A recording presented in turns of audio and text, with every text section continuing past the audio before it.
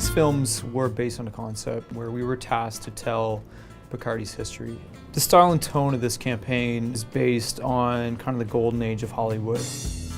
The hardest challenge was to take what we know today as good filmmaking and completely change that and how to train ourselves again how to shoot those kind of films. They are filmed as if they were shot in sort of Hollywood Technicolor around sort of the 1950s, but the films themselves are based around the 1860s to 1890s. That's the period we filmed. We tried our best to be very true to that era and also to that era of filmmaking. Certain ways that characters act, their performances were bigger, and in a lot of cases these sets were really elaborate. We researched the cinematography of each era, and what we did was use extremely old film lenses to create a gloss or an old film aesthetic. Today we wouldn't put a light right in somebody's face necessarily, but that's what they did back then. In Bacardi and the Bat, one may ask why not go CGI now for the bat. We wanted to be authentic. A lot of the times in the old horror movies, these bats were obviously puppets. The bat was handcrafted, and that's the way they did it in the 40s and 50s.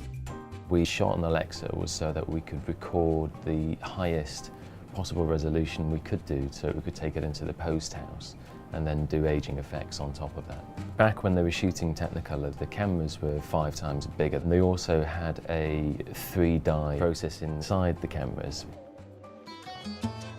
No colour would exactly match. What? Purple would be slightly bluish, green would be reddish. We're copying something that was done through a very specific process. We reference things like Gone with the Wind, when you see a lot of crimson, royal blues, and it just made it really rich. We have a lot of technology to add grain, add a little bit of a wobble. All those tiny little details add up to the effect of Technicolor, and it took quite a bit to get there.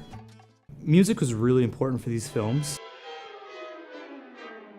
They're scored with large orchestras, and back in the day, in the 40s and 50s, it was very much the same. Letters from Emilio, the score was taken from a film called Scaramouche. Your rebellion is over, Bacardi! Obviously we can't put scores on there from Gone with the Wind, but we can find a lot of different scores from movies like Scaramouche that were very big in the time.